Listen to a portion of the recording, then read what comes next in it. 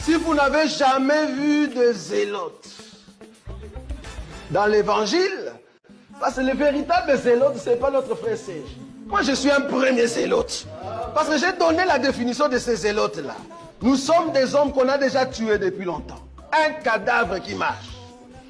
Parce qu'en réalité, nos vies sont cachées en Christ et Jésus ou dans le lieu céleste. Donc, si tu me touches, je suis un zélote. On n'a pas peur. Jésus. Amen. Bien-aimés, nous venons en ces lieux parce que c'est le Seigneur qui nous attire à lui. Parce que le Seigneur lui-même a dit, lorsque je m'en irai, j'attirerai tout le monde vers moi. Amen. Donc si tu es là aujourd'hui, dans ton cœur, si c'est Jésus qui t'a attiré, alors c'est pour écouter, pour te donner cette parole qui va t'édifier, qui va te fortifier. Amen. Alors sans plus tarder dans cette atmosphère, nous allons rester, je vais commencer la prédication d'aujourd'hui, qui est tout simplement basée sur la vengeance que Gédéon va accomplir contre le roi de Madian. Amen. Alors, prenons nos Bibles. Mon lecteur ces derniers temps n'est pas là, donc je vais utiliser le frère Owen. Le frère Owen aujourd'hui va lire, va nous aider vraiment dans la lecture, on en a besoin. Et après, on va commencer. Alors, on va prendre Juge, le chapitre 8. Juge, le chapitre 8. La fois dernière, on avait juste pris quelques versets où on a parlé de la fatigue. Donc, on a parlé de la fatigue, mais ils ont poursuivi. Et nous avons longuement parlé sur la fatigue. Pourquoi? Parce qu'en tant qu'enfants de Dieu, pour l'instant, nous sommes dans le désert. Et quand on est dans les déserts, il se peut que la fatigue arrive. Cependant, lorsque nous sommes fatigués, selon que cette parole nous a été annoncée la fois dernière, ils étaient fatigués, mais ils ont poursuivi. Alors, pour poursuivre, ça veut dire quoi? Ça veut dire que je ne veux pas me laisser dompter par la fatigue. Je ne veux pas laisser la fatigue détruire ma relation avec Dieu. Je ne veux laisser que rien ne puisse détruire ma relation avec Dieu. Ça veut dire quoi? Ça veut dire lorsque je suis fatigué, moi je ne reste pas à la maison. Parce que nous avons vu que Jésus aussi était fatigué et il s'est retrouvé sur le puits de Jacob. Et c'est là qu'il a parlé avec la femme samaritaine.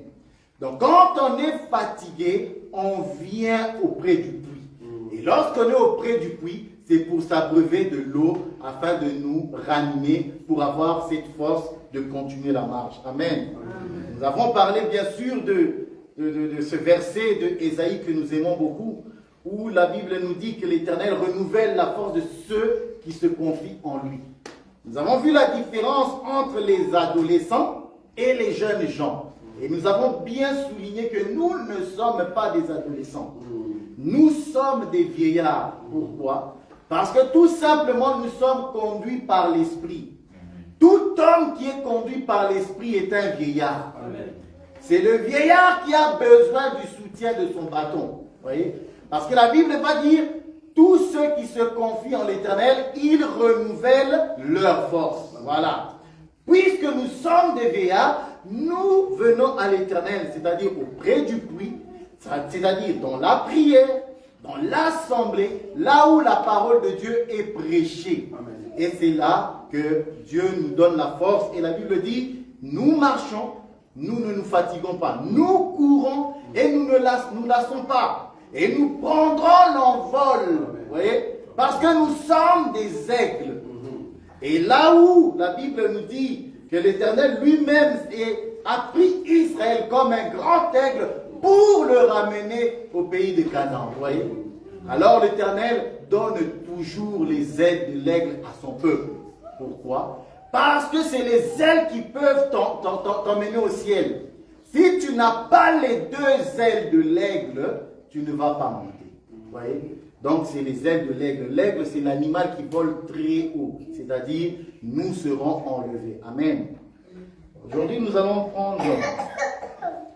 continuer notre message sur le livre de Juges. Nous sommes toujours sur le chapitre 8, à partir du verset 17 jusqu'à 21. Voilà. Il renversa aussi la tour des Pénuel et tua les gens de la ville. Il dit à Zébach et à Salmuna, comment étaient les hommes que vous avez tués au Tabor? Ils répondirent, ils étaient comme toi. Chacun avait l'air d'un fils des rois. Il dit, c'était mes frères, fils de ma mère. L'Éternel est vivant, si vous les aviez laissés vivre, je ne vous tuerais pas. Et il dit à Jéter, son premier-né, lève-toi, tue-les. Mais le jeune homme ne tira point son épée, parce qu'il avait peur, car il était encore un enfant. Zébach et Tsalmuna dirent, lève-toi toi-même et tue-nous, car tel homme, telle est sa force. Et Gédéon se leva et tua Zébach et Tsalmuna. Il prit ensuite les croissants qui étaient au cou de leurs chameaux. Amen. Voilà. Zébach et Tsalmuna. On va voir ce petit chapitre en deux phases. Aujourd'hui, on va voir la première partie. Et le dimanche prochain, on va voir la deuxième partie. Alors, Zébach et Tsalmuna sont un roi et son suzerain. Donc, il y a le roi et il y a celui qui est son chef d'armée. Amen. Du coup, Gédéon, après avoir vaincu, passé par les chefs de Sukkot, qui ne croyaient pas en lui, il continue sa marche. Parce que ces chefs-là ont dit quoi? Est-ce que la main de Zébach et Tsalmuna ont été contrôlés? Tu les as-tu déjà maîtrisés? Ces gens-là n'ont pas cru en lui et ils ont refusé de lui donner le pain. Alors lui, il a poursuivi son chemin. Il est allé combattre et il a arrêté ses rois. Vous voyez? Il les a arrêtés. Lorsqu'il les a arrêtés, il est venu ensuite pour châtier les chefs qui lui ont refusé la nourriture. Voilà, c'est comme ça que nous avons interprété que Jésus, lorsqu'il reviendra, il va châtier tous ceux qui ont refusé de prendre soin de son Église. Selon que nous avons pris le verset de Matthieu qui disait que je suis venu, vous ne m'avez pas donné de pain, vous ne m'avez pas nourri, vous ne m'avez pas vêtu. Amen. Amen. Donc quiconque peut faire le bien et ne le fait pas, il pêche, la Bible dit. Si tu sais prêcher et que tu ne prêches pas, tu pêches. Quand tu sais prier et que tu ne pries pas, tu pêches. Quand tu sais chanter et que tu ne chantes pas, bien aimé, tu pêches. Je suis un peu fâché. Parce que les gens peuvent chanter. Nous pouvons chanter, mais on laisse les enfants chanter. Je ne suis pas d'accord avec ça. Je ne suis pas d'accord. Ce n'est pas aux enfants de faire l'œuvre de Dieu. C'est à nous. C'est nous les adultes. C'est nous qui avons la connaissance. C'est nous. Mais pourquoi ces enfants, eux, ils sont zélés. Eux, ils sont zélés. Ils sont éduqués. Ils veulent servir le Seigneur. Mais nous, les adultes, honte à nous. Je le dis ouvertement, honte à nous. Parce que tu sais faire le bien, tu ne le fais pas. Honte à toi. Honte à toi. Et le Seigneur voit toutes ces choses. Ça, c'était entre parenthèses. Excusez-moi, ça devait sortir. Alors, Gédéon va arrêter le roi et son chef d'armée. Et Gédéon, ayant quelque chose dans son cœur, vous voyez, il a une pensée qu'il veut mettre à exécution. Une colère qui est enfouie en lui, c'est-à-dire une certaine vengeance. Mais avant d'accomplir cette vengeance, il va poser une question. Amen. Parce qu'aujourd'hui, nous allons parler de la vengeance. Mais avant la vengeance, Gédéon va poser une question et va dire ceci. La Bible me dit, il dit ceci. Il dit à Zébach et à Tsalmouna. Comment? Très important. Ils étaient comment? Les hommes que vous avez tués. Il pose cette question pourquoi? Dans la révélation, nous avons compris qu'en réalité, il a une pensée. Il veut exécuter une vengeance. Mais il veut savoir, cette vengeance, je vais venger qui? Qui sont-ils réellement les hommes que vous avez tués? Pourquoi? Parce que Dieu, ici je prends Gédéon comme étant Dieu, qui va exécuter une vengeance. Mais avant de se venger, il doit poser la question. Parce que Dieu ne venge pas tout le monde. Dieu ne va pas venger les païens. Dieu n'en a que faire des païens. S'ils meurent, ce n'est pas le problème de Dieu. Pourquoi je dis ça? Parce que tout simplement, c'est lui qui a dit au serpent, tu mangeras la poussière de la terre. Vous voyez? Donc, Dieu, ce n'est pas eux qu'il va venger. Vous voyez? C'est pour ça que Gédéon, lorsqu'il pose la question, il veut savoir, est-ce que ces hommes-là, ils étaient comment? Et la réponse de ces deux rois, c'est ça qui va le pousser maintenant à accomplir cette vengeance. Amen. Voilà. Mais avant de parler de la vengeance, parce que nous allons parler de la vengeance, nous ne pouvons pas parler de la vengeance de Dieu sans parler bien sûr de la grâce. Ce n'est pas possible. Pourquoi? Parce que tout simplement, le Seigneur, Ésaïe 61, Frère Owen, Ésaïe 61, on va lire, avant d'accomplir la vengeance, le Seigneur donne une année de grâce. Vous voyez? Donc, il y a l'année de grâce et il y a un jour de vengeance qui est dans le cœur de Dieu. Nous allons le voir et nous allons comprendre pourquoi Gédéon pose la question. Comment étaient les hommes que vous avez tués? Nous avons dit que c'est parce que Gédéon a une vengeance mais qui est dans son cœur. Mais il veut savoir parce qu'il ne peut pas venger tout le monde. Amen. Ésaïe 61, le verset 1 et 2 seulement. L'Esprit du Seigneur, l'Éternel, est sur moi, car l'Éternel m'a oint pour porter des bonnes nouvelles aux malheureux. Il m'a envoyé pour guérir ceux qui ont le cœur brisé, pour proclamer aux captifs la liberté et aux prisonniers la délivrance, pour publier une année de grâce de l'Éternel, un jour de vengeance de notre Dieu, pour consoler tous les affligés. Stop. Voyez? Donc, pour publier une année de grâce et un jour de vengeance de notre Dieu. Vous voyez? Donc, il y a l'année de grâce qui est une année, mais il y a seulement un jour de vengeance. Amen. Ésaïe 63.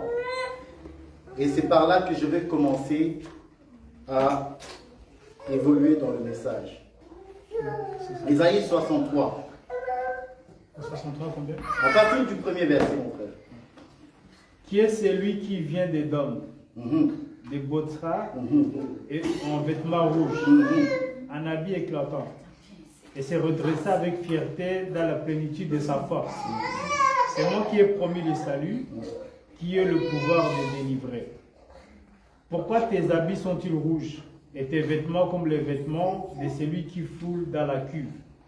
J'ai été seul à fouler au pressoir, et nul homme d'entre le peuple n'était avec moi. Je les ai foulés dans ma colère, je les ai écrasés dans ma fureur, l'air sang a rejailli sur mes vêtements, et j'ai souillé tous mes habits. Car un jour de vengeance était dans mon cœur, et l'année de mes rachetés est venue. Car un jour de vengeance était dans mon cœur. Vous voyez? Et l'année de mes rachetés est venue. Vous voyez?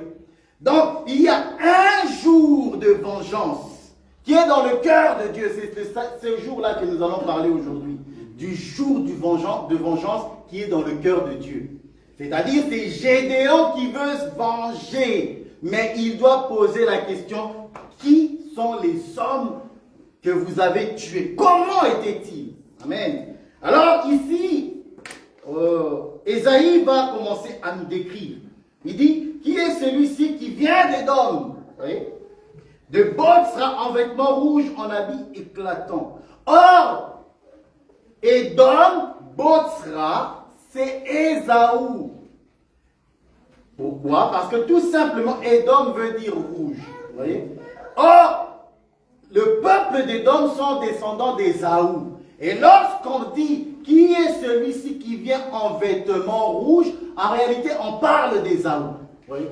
Dans la prophétie, dans la révélation, il parle d'Ésaü. Pourquoi? Parce qu'Ésaü, lorsqu'il est né, il est né avec des poils, comme un vêtement, on dit, comme un manteau. Il a été roux. Amen. Qu'est-ce que veut dire cela? Ça veut tout simplement dire, c'est celui qui va donner sa vie. Pourquoi? Parce que Édom qui veut dire rouge, les vêtements sont rouges. Vous voyez?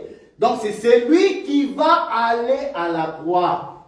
C'est celui qui va se donner en sacrifice. Voilà. Ici, on prend l'image d'Ésaü pour décrire le Seigneur. Parce que nous savons que lorsque les enfants sont nés, il y en avait deux. Et l'un d'entre eux était roux avec des poils et l'autre était sans poils.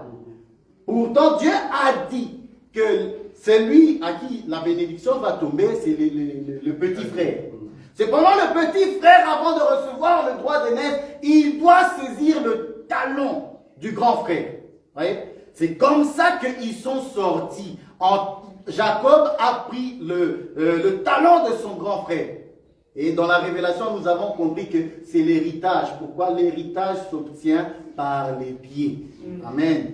Selon le Seigneur va dire, là où ton pied va poser, c'est la terre que tu vas hériter. Amen.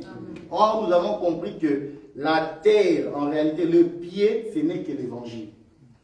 Et Jacob, ayant saisi cela dans la révélation, nous disons que c'est le peuple. C'est tout un peuple que nous sommes, qui saisissons l'évangile.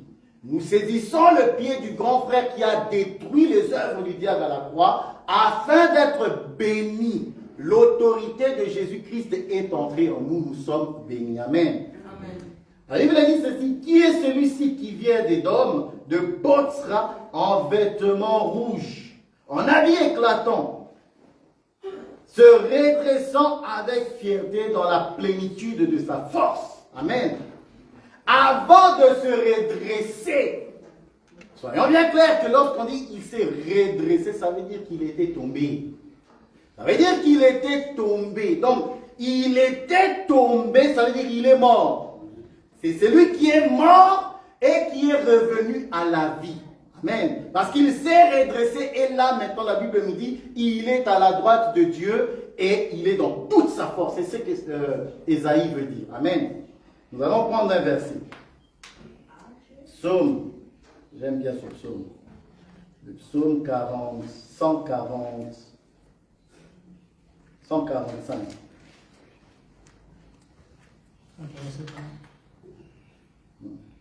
Attends que je le trouve d'abord. 145.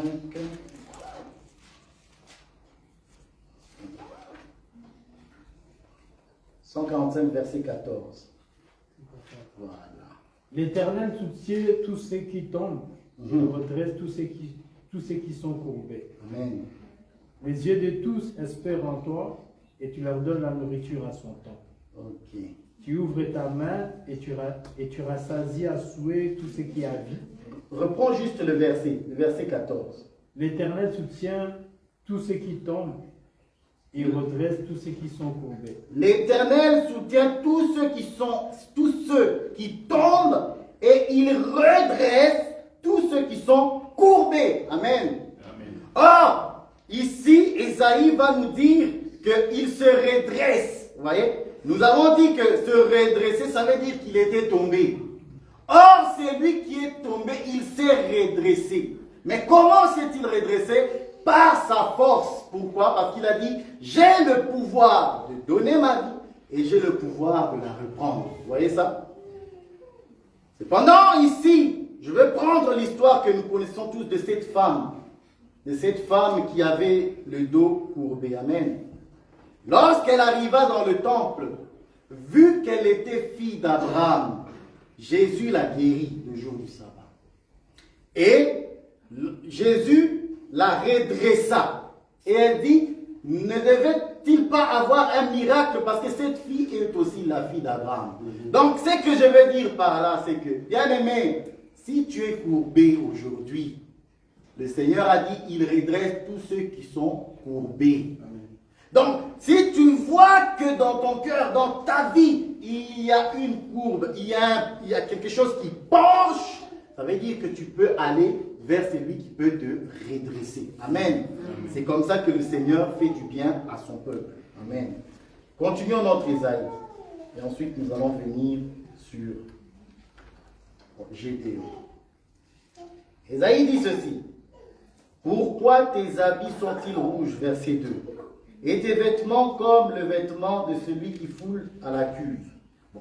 Vous avez compris que quand on parle de vêtements rouges et de celui qui foule dans la cuve, c'est tout simplement qu'on parle de la couleur rouge et lui qui va donner sa vie parce qu'il va saigner. Amen. La cuve veut tout simplement dire le vin parce que c'est le vin qui est fait dans une cuve. Amen. Et là, il est en train d'annoncer tout simplement comment les vêtements du Seigneur sont devenus rouges. Et lui va dire ceci. J'étais seul à fouler au pressoir et nul homme d'entre les peuples n'est avec moi. Je les ai foulés dans ma colère et je les ai écrasés dans ma fureur. Leur sang a jailli sur mes vêtements et j'ai souillé mes habits. Amen. Cette parole a deux phases. Pourquoi? Parce qu'à un moment, dans cette même prophétie, nous voyons le Seigneur qui sauve son peuple. Mais dans une autre phase, nous voyons le Seigneur qui détruit les ennemis. Vous voyez? C'est pour ça que Colossiens 2,14, je peux pas dire les ordonnances qui nous donnent la paix, non. Il a effacé l'acte dont les ordonnances nous donnent la paix. Et il a livré publiquement en spectacle. Vous voyez ce verset? Oui. Voilà, c'est ça. Paul. Voilà, 14, je lis. Il a effacé l'acte dont les ordonnances nous condamnaient et qui subsistait contre nous, vous voyez. C'est ça en fait, Ésaïe 60. Parce qu'il parle de la délivrance qu'il est en train de donner à son peuple. En même temps, il parle de comment il est en train de détruire les ennemis. Vous voyez? C'est ça. Donc dans cette prophétie, nous trouvons la même pensée chez Paul. 2 Colossiens 14. Colossiens 2, 14. À partir du 14. Il a effacé l'acte dont les ordonnances nous condamnaient et qui subsistait contre nous. Et il a détruit en le clouant à la croix. Donc, à la croix, il est en train de sauver un peuple. Et à la croix, il est en train d'humilier l'ennemi. Vous voyez? C'est ça, Ésaïe 63. Pourquoi? Il dit, il a dépouillé les dominations et les autorités. Et les a livrées publiquement en spectacle, en triomphant d'elle par la croix. Donc, à la croix, il y a deux mouvements. Il y a le mouvement où Dieu sauve son peuple, et il y a le mouvement où Dieu détruit l'ennemi. Et qui le fait? C'est celui qui vient de Botsra. C'est Ésaü. C'est celui-là qui s'est redressé dans toute sa force. Quand on dit se redresser, c'est qu'il était tombé. Ici, on est en train de nous annoncer l'œuvre de la croix. Amen. Continuons. Alors, Ésaïe 63, verset 4. C'est là où notre message du jour est. Ésaïe, si tu le trouves avant moi, tu sais le lire, s'il te plaît. 63, 4. 63. 4. Oui. Car un jour de vengeance était dans mon cœur, et l'année de me racheter est venue. Amen. Donc, ici, Dieu, nous voyons qu'il a un jour de vengeance, mais c'est encore dans son cœur. Mais l'année, quand on dit année, c'est l'année de la grâce. Il y a l'année de la grâce et il y a le millénium. Ça, c'est après. Vous voyez? Nous allons d'abord parler de l'année des rachetés, parce que lorsqu'il fait l'œuvre de la croix, lorsqu'il va à la croix, il va inaugurer une année nouvelle. Et cette année, c'est là où Ésaïe 61 va dire, une année de grâce a été donnée. Bien-aimés, il faut profiter dans cette année. Nous profitons dans cette année. Une année a un commencement, un début, et une année a une fin. Pendant que nous sommes au temps de la grâce, dans l'année de la grâce, faisons en sorte d'accomplir, de faire des bonnes œuvres. Parce que les bonnes œuvres nous précèdent au royaume. Vous voyez? Donc, étant enfant de Dieu, tu sais faire le bien, fais-le. Tu sais obéir à la parole, fais-le. Parce qu'en faisant cela, bien-aimé, tu ne le fais pas en vain, il y a une rémunération qui t'est réservée. Amen. Donc voilà. Alors, il dit, l'année de grâce, une année de vengeance était dans mon cœur et l'année de racheter est venue. Je regardais et personne pour m'aider.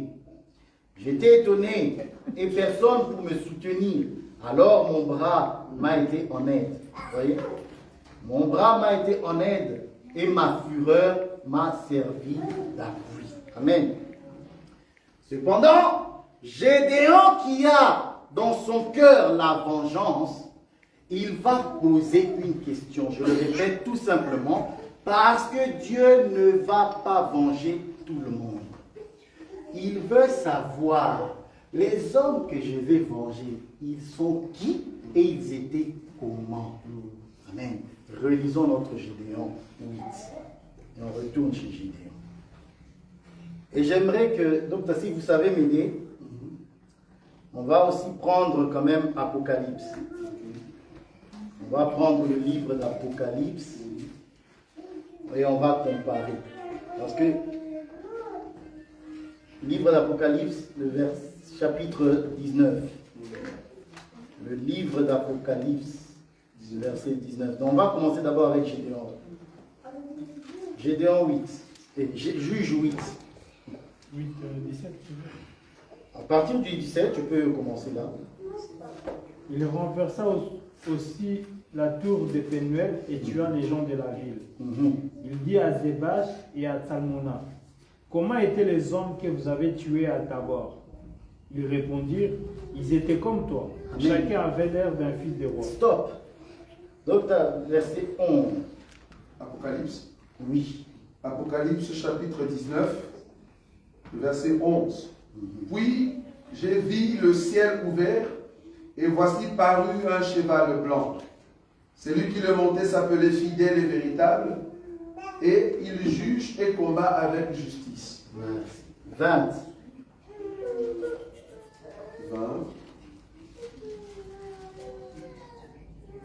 Et la bête fut prise, et avec elle le faux prophète, qui avait fait devant elle le prodige, par lequel il avait séduit ceux qui avaient pris la marque de la bête et adoré son image. Ils furent tous les deux jetés vivants dans l'étang ardent de feu et de soufre. Amen. Vous voyez? La Bible dans le livre d'Apocalypse va nous montrer comment la bête et son prophète vont être jetés dans l'étang de feu. Donc, la bête et le faux prophète et la bête, ils vont être jetés dans le temps de feu. Mais avant d'être jetés dans le temps de feu, ils vont d'abord tuer les saints. Et j'aimerais qu'on me trouve, c'est dans Apocalypse, là où les saints sont en train de prier sous l'autel. 6. Apocalypse. Je ne sais plus, mais c'est sous l'autel. Sous l'autel. Oui, oui. Il demande justice. Jusqu'à quand, bon maître, ne vas-tu pas nous venger? Vous me trouvez ça, s'il vous plaît. Amen. Cependant, Gédéon va poser la question, il va dire comment étaient les hommes que vous avez tués. Et lui et eux vont dire, ils étaient comme toi. Vous voyez? Amen. Retiens-moi ça. 6 verset. Ok.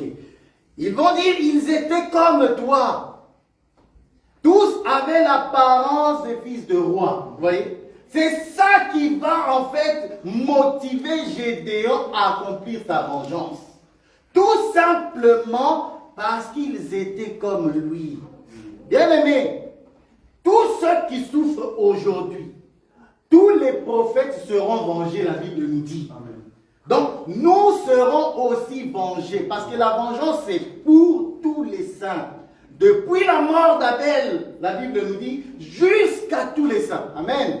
Et c'est comme ça que la vengeance qui est dans le cœur de Dieu va avoir lieu en ces jours-là. Nous avons dit qu'il y a une année de grâce. L'année de grâce, vous comprenez que c'est d'abord l'Église qui a cette année. Nous partons. Et ensuite, cette même année, une petite portion va aller aussi en Israël pendant 7 ans. Amen. Mais pendant ces 7 années-là, quand les 7 années seront finies, c'est alors maintenant que la vengeance va commencer. Parce que la vengeance ne peut pas commencer tant que nous, l'Église, nous sommes là. Ce n'est pas possible. Dieu ne peut pas commencer. Parce que lorsque nous parlons de la vengeance dans l'Apocalypse, je n'ai pas voulu donner trop de versets, c'est en réalité ce qu'on appelle les coupes. Voyez? Ça, c'est les coupes de la colère de Dieu. Amen. Dieu va commencer à venger son peuple, à frapper. Et ça, c'est avant l'Armageddon. Parce qu'il y a des frappes. Amen. Lisez-moi un peu Apocalypse. 9. C'est 9. Hein? Apocalypse 6, à partir du verset 9. À partir du verset... Oui. Apocalypse chapitre 6, à partir du verset 9. Quand il ouvrit le 5e sceau, j'ai vu sous l'autel les âmes de ceux qui avaient été immolés, à cause de la parole des dieux et à cause du témoignage qu'ils avaient rendu. Ils crièrent d'une voix forte en disant, jusqu'à quand, Maître saint et véritable, tardes-tu à juger et à tirer vengeance de notre sang sur les habitants de la terre? Amen, vous voyez ça? Donc, ceux qui sont morts, les 144, ça c'est les 144 000 qui parlent avec la Vierge folle. Hein? Ils sont en train de demander vengeance. Ils sont en train de dire, mais Gédéon, venge-nous. Mais Gédéon, avant de venger, il doit poser la question à ces deux-là, à Tsalmouna et à Zébad, qui sont une image, je dis bien qu'ils sont une image de la bête et du faux prophète. Parce que c'est les deux qui vont être saisis pour être jetés dans les temps de feu. Amen. Mais il faut d'abord qu'on les saisisse. Amen. Ça, c'est Gédéon qui va les saisir et va les jeter. C'est notre Seigneur Jésus-Christ. Alors, qu'est-ce que je veux dire par là? Bien-aimés, nous ne venons pas à l'église pour passer notre temps. La Bible ou l'église, nous venons pour être comme lui. Nous venons pour être à son image, être ressemblant, avoir cette ressemblance comme lui. Parce que si tu n'es pas comme lui, il ne saura pas te venger. Parce que le Seigneur, je vais répéter cette phrase, il ne venge que les saints. Il ne venge pas les impies. Les impies, Dieu lui-même a donné le pouvoir au serpent de manger la poussière. Donc il ne sait pas les venger. Mais pour nous autres, nous sommes à sa ressemblance. Comment? La Bible va me dire ceci. Que ce soit dans les synoptiques, que ce soit aussi dans l'Apocalypse, notre Seigneur a 4 faces. Si on ne voit pas ces 4 faces en toi, bien-aimé, tu n'as pas son image. Tu ne lui ressembles pas. Parce que pour être comme lui, tu dois être un lion.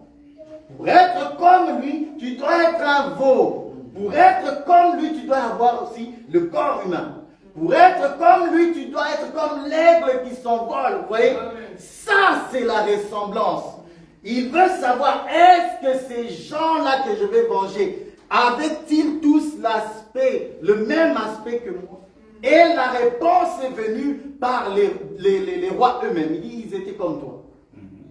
Ceux-là, ils étaient comme toi. Ça veut dire quoi? Ça veut dire qu'on a retrouvé en eux la bonté. La bonté de Dieu. On a retrouvé en eux l'autorité qui va représenter le lion. Vous voyez?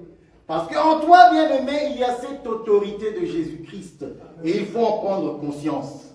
Lorsqu'il y a des problèmes, lorsqu'il y a l'adversité, tu dois être capable de te lever et de ne pas te laisser faire. Un chrétien ne se laisse pas faire par le vent qui souffle. Un chrétien, c'est aussi quelqu'un qui sait prendre position de force pour dominer. Amen. pour dominer, pour chasser les ténèbres. Ça, c'est le lion. C'est un animal féroce qui va représenter l'autorité royale. Amen. Amen. Mais nous n'avons pas seulement le lion, mais nous avons aussi la face du veau. Ça veut dire quoi? Bien-aimé, tu ne peux pas dire que tu es chrétien et ne pas être un serviteur. Parce que le veau, c'est le serviteur. Mais lorsque nous voyons en toi un serviteur négligent, fais attention. Fais attention, on ne sert pas Dieu avec négligence. Soyons zélés dans l'œuvre de Dieu. Parce que tu ne seras pas vengé. Faisons attention. Jésus revient bientôt. Il vient prendre, il dit, bon et fidèle serviteur. C'est pour les bons et fidèles serviteurs. Amen. Pas pour les serviteurs négligents. La Bible nous dit que qui est le bon serviteur à qui le Seigneur dira, prends ceci ou prends cela. C'est celui qui aura veillé. Donc, si tu es un serviteur, tu es un veau, on doit voir en toi le zèle. On doit voir en toi cet amour de Dieu, cet amour de la maison de Dieu. Or, lorsque Jésus était sur la terre, il dit, je dois faire l'œuvre de mon Père. Vous voyez? Donc, l'œuvre de Dieu doit être faite. Mais par qui? Par un serviteur fidèle. Donc, tu dois être trouvé fidèle, serviteur, zélé. Amen. Amen. Mais le veau n'est pas seulement le serviteur fidèle, mais c'est celui qui va être aussi sacrifié. Vous voyez? Donc, quand on dit sacrifier, ça veut dire sacrifice. Donc, quand tu es serviteur, tu es un veau, on doit trouver en toi cette notion de sacrifice. Sacrifice dans le temps que tu donnes à Dieu. Sacrifice pour l'œuvre de Dieu de venir, c'est un sacrifice. Ce que nous sommes, c'est un sacrifice. Nous avons tout quitté, abandonné notre distraction pour être ici, pour écouter la parole, pour le mettre en pratique. Nous ne sommes pas ceux qui écoutent la parole et qui délaissent cela en arrière. Non. Un sacrificateur, un homme qui se sacrifie, c'est pour mettre cela en pratique. Amen. Amen. Vu que tu es un veau, tu es aussi un sacrifice. Amen. Amen. Mais il n'y a pas que la face du veau, mais il y a aussi la face de l'homme. Or, l'homme, c'est celui que Dieu a créé et il a remis son administration. N'est-ce pas? L'administration a été remise à l'homme. Pourquoi? Parce que Dieu voit l'homme comme étant son temple. Dieu regarde l'homme comme étant le temple. Et c'est dans le temple qu'il s'investit. Parce que l'homme va représenter Dieu ici sur terre. C'est celui qui va dominer sur toute la création de Dieu. Amen. Mais non seulement il a l'administration de l'œuvre de Dieu, il est aussi lui-même un sacrifice. Pourquoi? Parce qu'étant le temple, nous connaissons ces enseignements, l'homme a trois parties. Nous disons qu'il y a le parvis, il y a le lieu saint et il y a le lieu très saint. Dans l'homme, il y a ces choses-là qu'on doit retrouver. C'est comme ça que nous savons que tu es à la ressemblance. Gédéon ne pose pas cette question en vain. Est-ce que cet homme ayant lu le parvis, ok, il y a le parvis parce qu'il est un corps. Est-ce que dans le parvis, il y a le sacrifice qui s'effectue?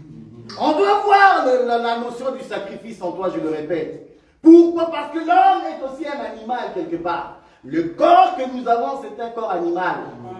Et ce corps animal doit être consumé par le feu.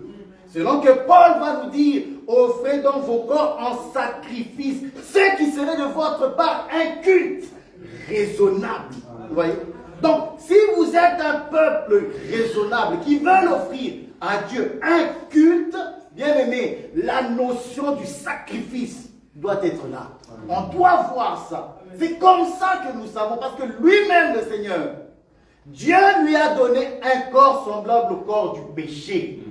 Il dit, tu m'as formé un corps pour faire, oh Dieu, ta volonté. Donc, si quelqu'un veut me suivre, a dit Jésus, qu'il se charge de sa croix. Voyez? Donc, qu'il accepte. Parce que les disciples sont venus lui dire, nous voulons que l'un d'entre nous soit à gauche, l'autre à la droite. Et Jésus va poser une question. Seriez-vous capable de boire aussi la coupe que je dois boire? Ils n'ont pas hésité. Non, ces hommes sont forts. Ils n'ont pas hésité. Ils ont dit oui, nous le pouvons. Waouh! Et Jésus a dit, héritiers. Oui, vous le pouvez. Mais cependant, cela va ne pas donner est réservé à celui que Dieu va donner. Amen. Merci beaucoup. Vous voyez? Donc, ça veut dire que nous devons boire la même coupe. La coupe, quand on parle de la coupe ici, c'est la coupe de la souffrance. Quiconque n'a pas le baptême de feu n'héritera pas le royaume. Bien aimé, il ne faut pas te mentir. Tu n'hériteras pas le royaume avec un seul baptême. Non, il faut les 3 baptêmes. Nous disons qu'il y a le baptême d'eau, le baptême par immersion, que nous avons prêché, qui se fait dans un courant d'eau ou dans une source. Pas dans une salle de bain, dans un baignoire, dans des baptêmes. Non, pas ça. Si tu as fait un tel baptême, je le répète, tu dois refaire. N'aie pas honte. Oh non, j'ai 50 ans. Ah, toi, vraiment, oui, tu dois le refaire, bien aimé. Ce baptême-là est faux. Mais le baptême que nous reconnaissons, que la Bible reconnaît, c'est le baptême d'eau avec source. Là où il y a une rivière, ou là où il y a un courant d'eau. Amen. Et il y a le baptême de l'Esprit. Ça, c'est lorsque les hommes de Dieu, parce que le baptême de l'Esprit, Dieu te le donne. Tu peux le recevoir avant le baptême d'eau. Ça, c'est Dieu qui en décide. Mais les hommes de Dieu, après le baptême, ils prient pour toi. Amen. Et lorsqu'ils prient pour toi, tu reçois le Saint-Esprit. Vous voyez? C'est comme ça, c'est par imposition de main des hommes de Dieu que les hommes aussi reçoivent le Saint-Esprit. Amen. Ça, c'est le baptême du Saint-Esprit. Parce que les gens ont trop tendance à croire que pour être baptisé du Saint-Esprit, il faut parler en langue. Bien aimé, c'est faux. Le baptême du Saint-Esprit, ça n'a rien à voir avec le parler en langue. Cependant, on peut voir la manifestation des dons. Mais il n'y a pas que le parler en langue, il y a la prophétie. Oh, lorsque Paul a prié pour les disciples, ils ont prophétisé. Ils n'ont pas parlé en langue, ils ont prophétisé. Vous voyez? Oui, nous disons que lorsque les hommes de Dieu prient sur toi en imposant les mains, tu peux aussi prophétiser. Pourquoi pas ne pas avoir une vision? Vous voyez? Donc, voilà. Mais il y a aussi le baptême de feu. Et ce baptême-là, le baptême des souffrances, frère, que tu le veux ou pas, si tu es le Christ, tu vas l'éprouver. Pourquoi? Parce que nous buvons la même coupe. Amen. Nous buvons la même coupe. Et cette coupe, c'est la coupe de la souffrance. Amen. Amen. Donc, en l'homme, on doit voir que le parvis y est, mais on doit aussi voir qu'il y a le lieu saint. On doit voir en toi les pas de proposition. Vous voyez? Les pas de proposition, les chandeliers allumés et entretenus. C'est-à-dire l'Esprit de Dieu, le feu de Dieu qui est en toi, entretenu. Comment? Par la prière, par ce que nous faisons quotidiennement. Amen. Et il y a bien sûr le lieu très saint qui est notre esprit, là où Dieu parle. Amen. Ça, c'était en ce qui concerne l'homme. Bon, vous voyez que je coupe, je fais bref. Mais l'enseignement dans sa totalité, venez à l'église, venez aux enseignements. Le docteur Roger enseigne sur ces choses-là en profondeur. Si vous voulez connaître les tabernacles et les clés du tabernacle, venez aux enseignements qui sont de lundi. Amen. Amen. Mais il n'y a pas que la face du lion, parce que tu dois être semblable à lui. Il va venger, mais qui sont-ils? Alors ils vont dire, ils sont comme toi. Mais comme toi, comment? Ah, là c'est Jean. Vous voyez? Là, j'ai cité les synoptiques, sans toutefois les mentionner. Toutefois, l'autorité, c'était le lion, c'est Matthieu. Le serviteur, qui est le veau, ça c'est Marc. L'homme, quand on dit fils de l'homme, ça c'est Luc. Amen. Mais il manque l'aigle qui vole, pour être précis. Parce que nous devons voir en toi la nature de l'aigle qui vole. Ça veut dire quoi? Quand on dit l'aigle qui vole, c'est aussi avoir cette espérance de l'enlèvement. Parce que nous avons cette nature des hommes, nous vivons, mais nos cœurs sont là-bas. Selon que la Bible va dire, là où est ton cœur, là sera ton trésor. Or, nous, notre trésor, c'est le royaume. Et pour ça, les gens qui sont pressés d'être riches sur la terre, on voit qu'ils n'ont pas la nature de l'aigle qui vole. Ils n'ont pas la nature de l'aigle qui vole. Eux, ils ont la nature, je ne sais pas de quel oiseau, mais ils sont sur la terre. Ils sont sur la terre. Ils veulent s'enrichir en prêchant des messages erronés. Cela, Dieu ne va pas les venger. Dieu ne va pas venger cela. Amen. Comment étaient-ils ces hommes-là? Juges. Ah, ils étaient comme toi. J'aime ça. Juge 8. Hein? Tu sais nous faire encore cette lecture, s'il te plaît. Juge 8, 18. Il dit à Zébash et à Salmouna, comment étaient les hommes que vous avez tués au Tabor? Ils répondirent, ils étaient comme toi. Chacun avait l'air d'un fils des rois. Il dit, c'était mes frères, fils de ma mère. L'Éternel est vivant. Si vous les aviez laissés vivre, je ne vous tuerais pas. Amen. Vous voyez, l'Éternel est vivant. Si vous ne les avez pas martyrisés, parce que là on parle maintenant de martyrs, parce que les morts en Christ sont des martyrs. Il y a les martyrs depuis Abel jusqu'à... Il y a les martyrs que nous avons lus dans le livre de l'Apocalypse. Ça, c'est les martyrs d'après l'enlèvement, après l'année de grâce pour nous, les nations. Parce que l'année de grâce, c'est pour nous, les nations. Israël, c'est autre chose. Mais l'année de grâce, c'est pour nous. Nous devons profiter maintenant. Alors, avant que Gédéon puisse exécuter sa vengeance, la Bible me dit que tant que nous sommes là, c'est, je crois, Thessaloniciens, c'est nous qui empêchons en fait à Dieu de commencer à exécuter sa colère. Vous voyez? Donc, tant que nous, l'Église est encore là, en tout cas, ce n'est pas possible. Vous voyez? Parce que l'année de grâce est en continuité. Cependant, il faut être comme lui. Parce que même pour prendre l'envol, si tu n'es pas comme lui, tu ne vas pas t'envoler. Si tu n'as pas les ailes de l'aigle, tu ne vas pas t'envoler. Amen. Alors, Gédéon va dire ceci à son fils. C'est un autre message, mais je le prends quand même. Gédéon va dire à son fils, tue-le. Mais le fils ne pourra pas le faire. Pourquoi? Parce qu'il est jeune. Oui. Et Gédéon lui-même va accomplir cela.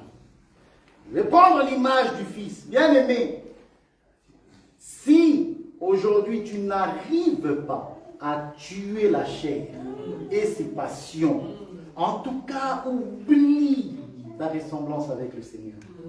Tu dois être capable de tuer Zébash et Salmouna dans ta chair. Si tu ne le fais pas, ce n'est pas possible. Le Seigneur est le défenseur de ceux qui sont comme lui.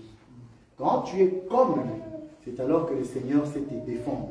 Lorsque l'adversité arrive, le Seigneur sait te défendre. Le Seigneur sait prendre la part dans le combat de ta vie. Pourquoi? Parce que tu es obéissant à sa parole. Amen. Que Dieu bénisse sa parole pour aujourd'hui. Amen. Amen. La